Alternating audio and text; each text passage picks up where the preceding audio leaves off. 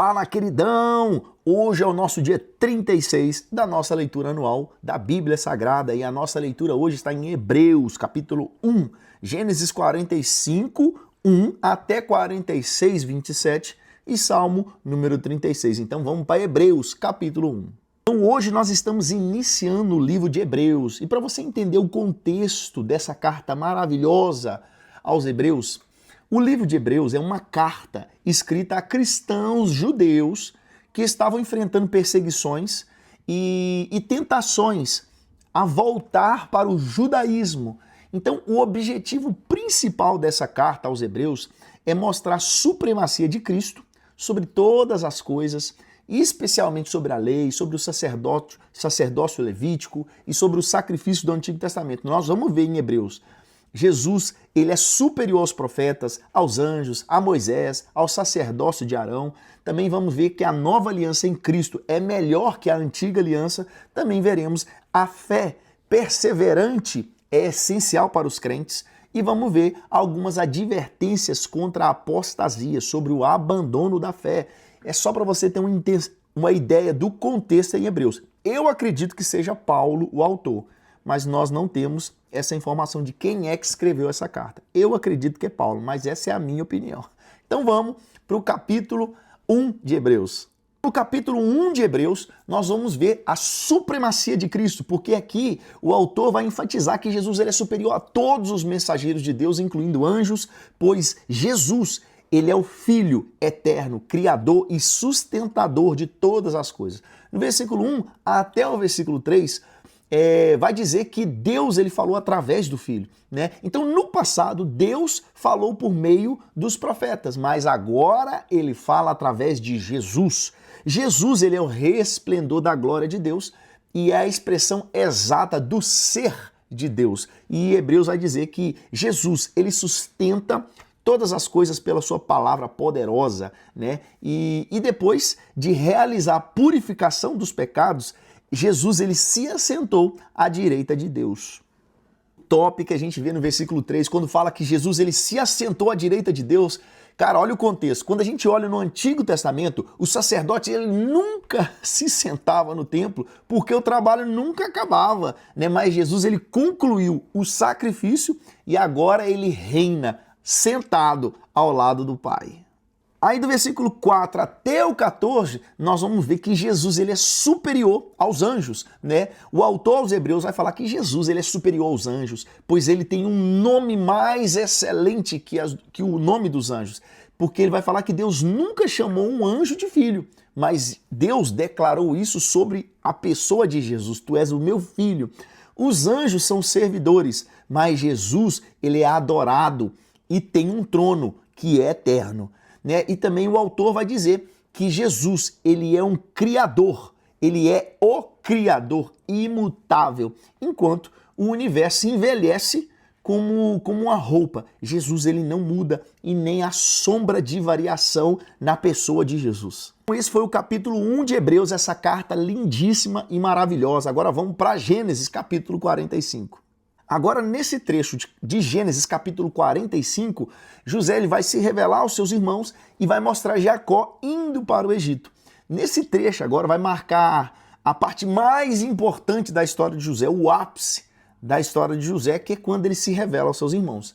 Então, do versículo 1 até o 15 do capítulo 45, José ele vai se revelar aos seus irmãos e vai perdoar os seus irmãos. Porque agora a Bíblia vai dizer que José ele ficou muito emocionado, ele não conseguia mais se conter e ele ordena todos os egípcios que estavam perto para sair da sala e ele se revela aos seus irmãos. A Bíblia vai dizer que ele chora tão alto que todo o Egito pôde ouvir o choro de José. Então ele revela a sua identidade aos seus irmãos, os irmãos ficam espantados, sem acreditar no que estava acontecendo, e José fala assim: se acheguem a mim. É como se José falasse assim: vamos todos nos abraçar. E José vai tranquiliza os irmãos, falando assim: ó, não precisa de vocês ficar agora com um pesar na consciência de ter me mandado para cá, porque quem me mandou para cá, de fato, foi Deus. Foi Deus que me enviou ao Egito para preservar vidas. José fala isso para os seus irmãos, né? E ele vai instruir os seus irmãos a trazer Jacó e toda a família para o Egito, porque José fala assim, ó, Deus me enviou antes de vocês para cuidar da vida de vocês, porque já se passaram 2 anos de seca, mas ainda tem mais 5 anos. Então traga meu pai para cá e venha morar comigo aqui no Egito. Aí no versículo 16 até o 28,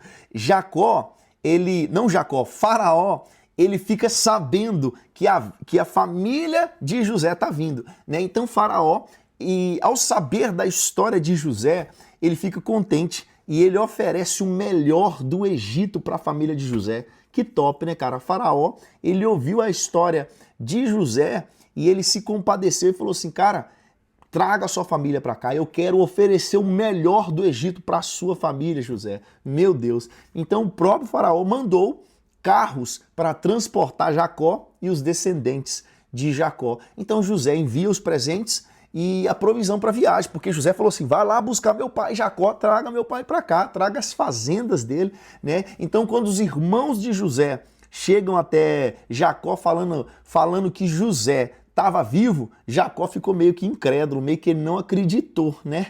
Mas quando ele viu a carruagem enviada pelo faraó e os presentes, ele se encheu de esperança e ele agora decide partir ao Egito para encontrar o seu tão amado filho José. No versículo 16, quando eu disse que a reação de Faraó foi muito linda, isso demonstra o grande respeito que Faraó tinha por José e o quão José era respeitado dentro do Egito, porque foi o próprio Deus que colocou José ali dentro. Olha a posição que José estava e Faraó, cara, ele se alegrou com a alegria de José. Agora do versículo 1 até o versículo 7 do capítulo 46, Jacó ele vai receber uma confirmação de Deus e ele parte para o Egito. Antes de partir, Jacó ele vai até a Berseba e ele oferece um sacrifício a Deus, né? E Deus fala com Jacó em visão dizendo, Jacó, não temas, desça ao Egito, pois lá eu farei de ti uma grande nação. Então Jacó ele parte com toda a sua família e com todos os seus bens rumo ao Egito. Duas coisas me chamam a atenção nesse trecho. No versículo 1, quando Jacó ele vai para Berseba, Berseba era aquele lugar, né, onde os patriarcas também, Abraão e Isaac, também adoraram a Deus naquele lugar. Mas é algo que deixa muito impactado, é o versículo 4. Quando Deus fala com Jacó assim, desça ao Egito, porém eu te farei voltar de lá. É como se Deus falasse assim, ó, eu tenho uma promessa para você no Egito, mas lá não vai ser sua morada permanente. Agora do versículo 8 até o 27 vai mostrar a lista dos descendentes de Jacó.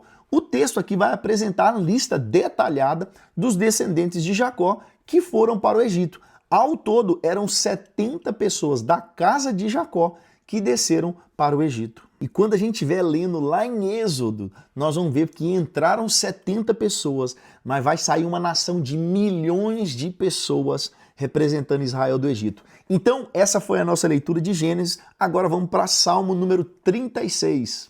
Agora no Salmo número 36, nós vamos ver aqui um contraste entre a maldade do ímpio e a fidelidade de Deus. No Salmo 36, vai mostrar que um contraste, uma diferença muito grande entre a maldade do ímpio e a bondade infinita de Deus. Porque no verso 1 até o verso 4 vai mostrar sobre a perversidade do ímpio. O ímpio, ele não teme a Deus e vive enganando a si mesmo. Então, suas palavras, o salmista vai dizer que as suas palavras são mentirosas e maldosas. E o ímpio, ele não arrepende do mal, né? Ele trama iniquidade até mesmo na cama. O salmista vai relatar isso, né? E fala assim que ele fica planejando o que ele vai fazer de errado, mesmo enquanto ele está na cama. E essa ideia de ele tramar iniquidade, mesmo na cama, indica que o ímpio, até mesmo sozinho, ele fica maquinando o mal. Ele não precisa que ninguém influencie ele, ele sozinho maquina o mal. No verso 5 até no verso 9, nós vamos ver a grandeza da misericórdia de Deus, um grande contraste, né? A bondade de Deus agora, ela se estende até aos céus e a fidelidade de Deus alcança as nuvens. Isso é o que o salmista citou.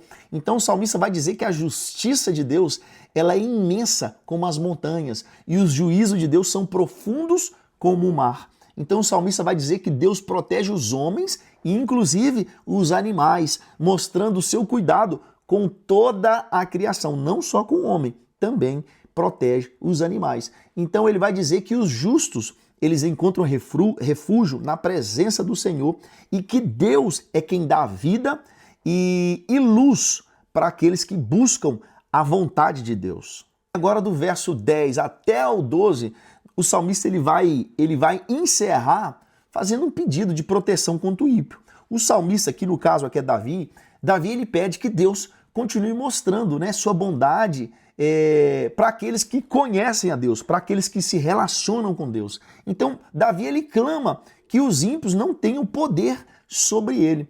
E Davi vai terminar com uma certeza. Algo que a gente vê nos Salmos é que Davi ele sempre termina com uma certeza que Deus vai agir em favor dele. E não é diferente aqui. Davi ele termina com a certeza de que os ímpios cairão e não se levantarão mais. Ele finaliza dizendo assim no verso 12: lá caíram os que praticam a iniquidade. Isso aí mostra que o mal nunca, querido, nunca triunfará no final e que Deus, ele sempre, sempre fará justiça. Essa foi a nossa leitura do dia 36. Nos vemos amanhã no dia 37. Só vem, queridão!